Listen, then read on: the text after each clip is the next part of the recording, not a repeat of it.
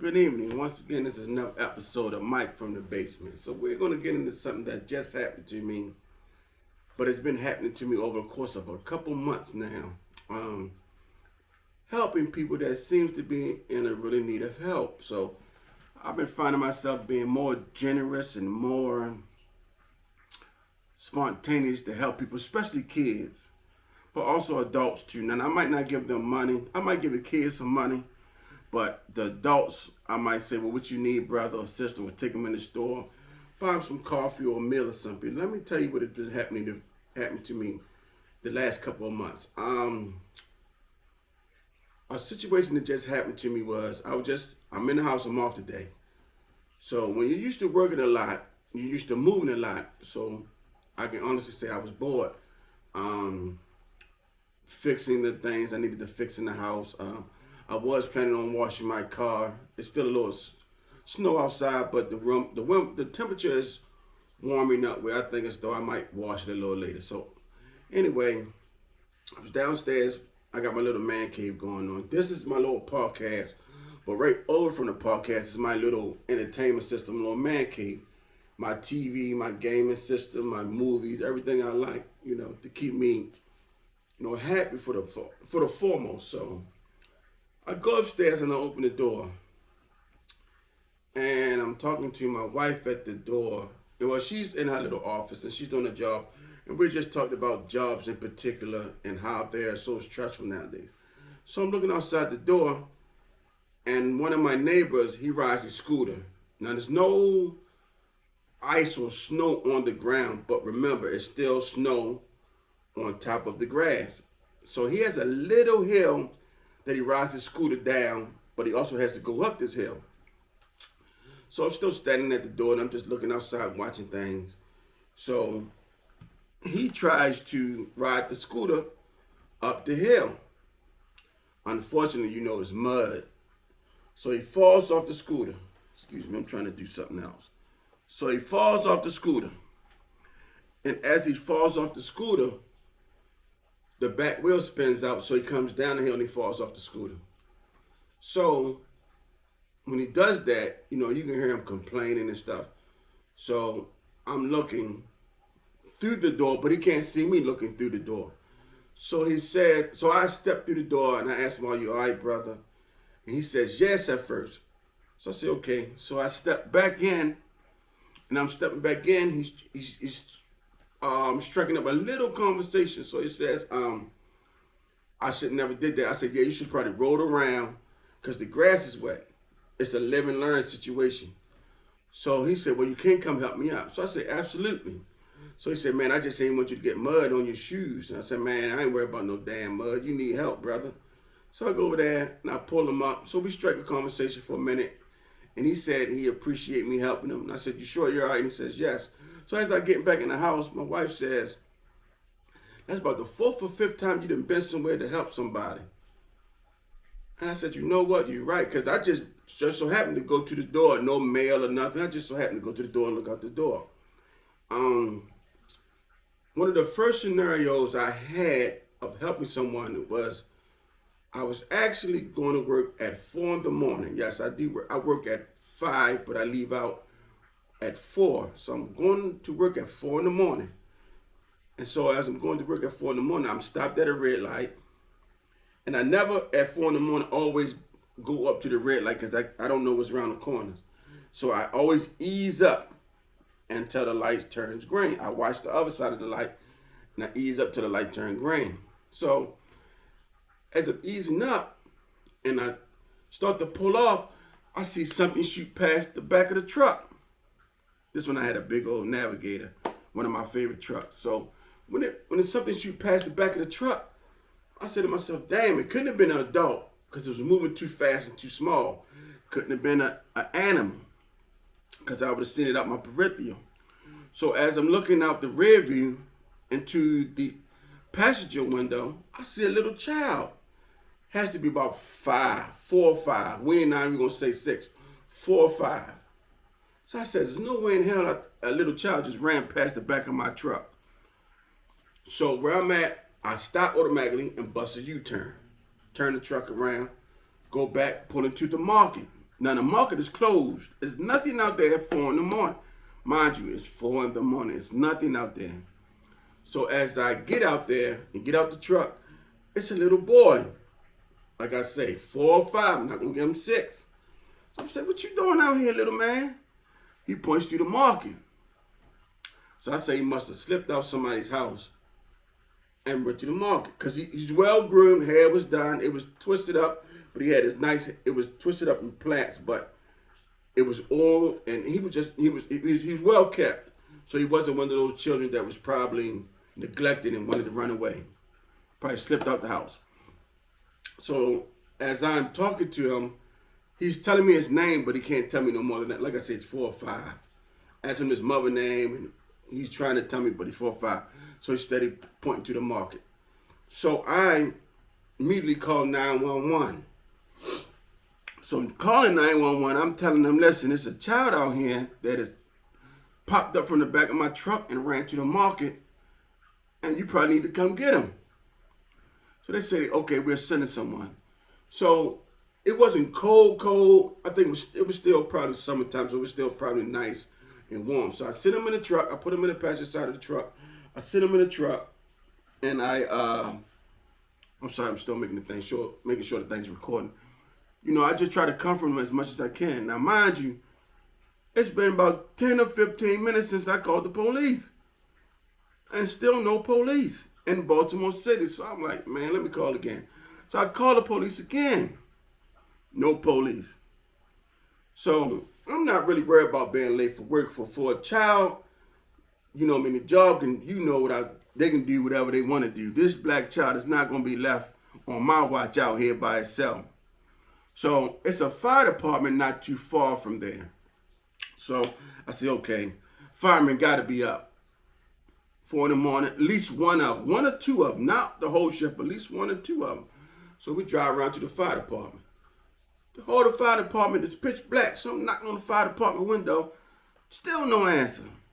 I said, damn, if somebody needed help or was out here dying and shot or stabbed, you'd be in trouble in Baltimore. So I call the police again. I tell the police, "Listen, I'm at the fire station with the little kid."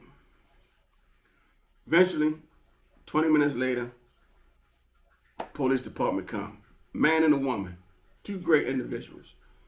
Take my information down. I talk to the male officer. They're going to take the kid to, I guess, to see if he's all right, take him to the hospital, and then see if the parents file a missing report in the morning. So I'm talking to the male officer. The male officer was like, "Man, you're really distraught." I said, "Man, I got kids of my own. I got 2 sons. I got an older son and a younger son. I try to make sure I know where both of them at all times. Anything can happen. It's just the world we live in, the environment that is. So protection is my number one thing in life." So he said, yeah, he understands. So I go to work. And so the next incident, me and the wife are out. I think we're coming from the market. And it's another way I can go to get home quicker. But I think I said I want some, I told her I wanted some fish or something. And so we're coming down Emerson Avenue into Emerson Avenue Shopping Center. And she says, "Mike, the store is closed." I said, "Oh, damn, you're right." But in the midst of she's telling me this, I'm turning into the shopping center. So I tell her, "Look, you see that right there?" And she said, "What?" I said, "That little girl." No, little girl. She's about 6 or 7. Now she's talkative. So I hop out the truck in the middle of the street, put the hazmat on, hop out the truck, run over to her. I said, "What you doing out here this late?" I think she was stumbling like she's looking for a marble or something like that. So I'm like, it was cold, so I took my coat off and put my coat around her. So she immediately wants to start walking off. So I have my truck in the middle of the street, door open, wife inside of there. I'm following the girl down Emerson Avenue. The little girl trying to get her to stop, talk to me. So some other black people in the car are coming across the lot. And they said, "Is everything all right?" I said, "No, I just felt this little girl out here walking down the street." And it's probably about 9, 10 o'clock at night. And so I tell those people I had a good vibe about them. An older lady and her husband, I think someone else. Good vibe about them. I have to go move my truck. So I move my truck. I get back to the truck. So there's no way I'm still leaving this situation because I found the girl. So I'm not leaving her with them, even though I don't have a bad vibe from them. But I'm not leaving her with them. I'm still going to go and try to make sure she's all right.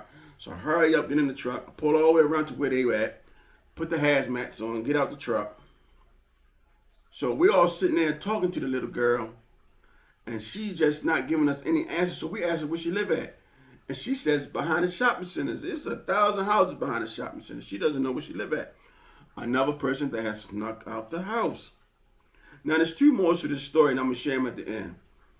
So we call the police, and of course the police take a while to get there. And when they do get there, they coming in everywhere but where we're at. So we're in the shopping center waving our hands and flashing our headlights, and he's going everywhere but.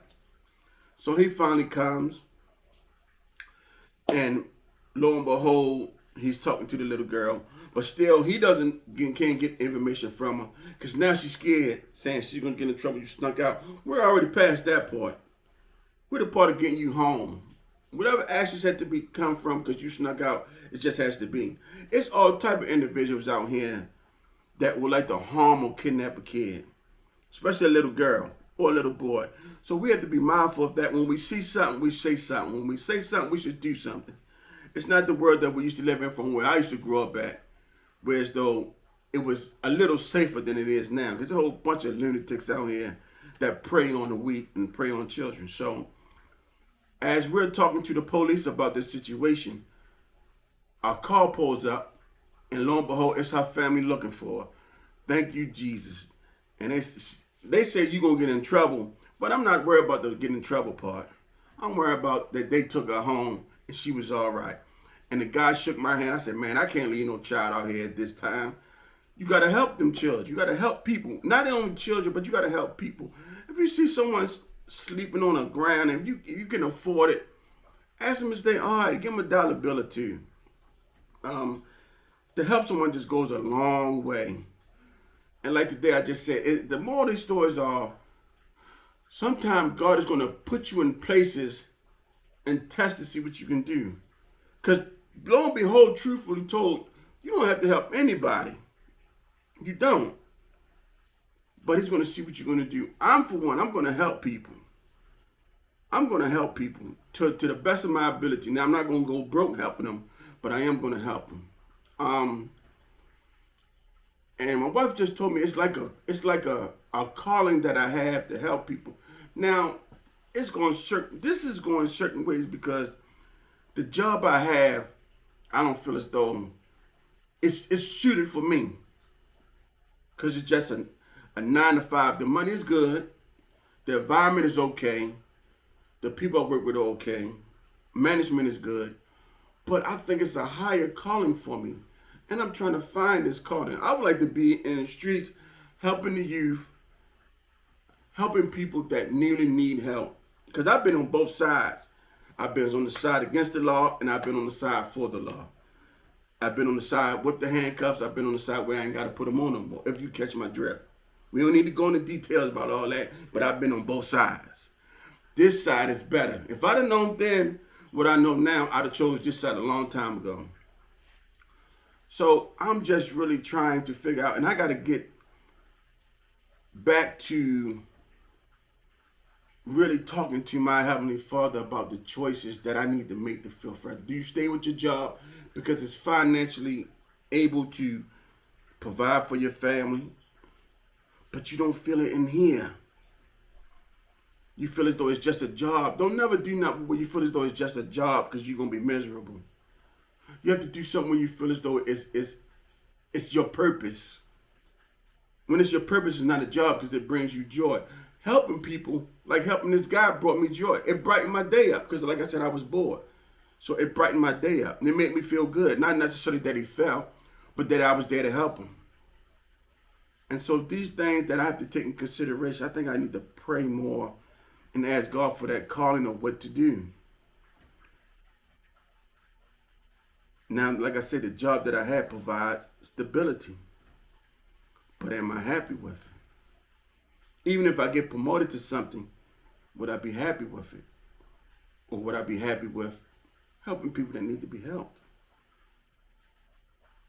But leaving this job, I find something that's more financially stable for me to maintain what I have.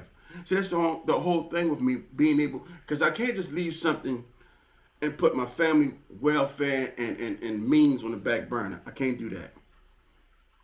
I can't do that. I have to do something that enables me to be happy, but also be a provider and a protector. That's my main thing. So all these things are happening, and he's putting me in places. He already know what I'm going to do. He already know. God knows my heart. He already know what I'm going to do. I'm going to stop traffic, and I'm going to get out there and help. And them people going to beat their horn, but they be all right. Go get yourself a chicken box or something. You be all right. But I'm going to get out there and help somebody that needs to be helped, because that's what I'm supposed to do. I don't know what calling he has for anybody else, but the calling for me, he says to help people. Sometimes I'm dead tired from work, but if I still see somebody that needs help, I'm going to help people. If I have a little bit of change, I'm going to help people. If I see a squeegee kid on the street and I got about $5 or $6, there's been plenty of times I done went to the gas station and paid for the gas and probably got about $10 or $5 left, and probably driving home and could have put that money in the bank or buy myself something nice to eat. Nothing really for $5, but still you can buy something for yourself. And I might see a kid out there by himself, and I look at him, and I ride all the way around the block because something in my heart told me to go back and help him. So that's what I'm going to do. I'm going to continue to help people. Not till it sends me broke, because 2 broke people can't help anybody. But I'm always going to help someone. And I'm trying to find this calling, and maybe I'm looking at something from a side where I should be looking at it better than when I'm looking at it now. Pray more, believe more, ask him to guide me in the way that I want to be guided, to do things that I think I need to do. Because to get out in the field and work, I don't want no problem with working hard. Working hard keep me out of trouble. So I ain't got no problem with working hard.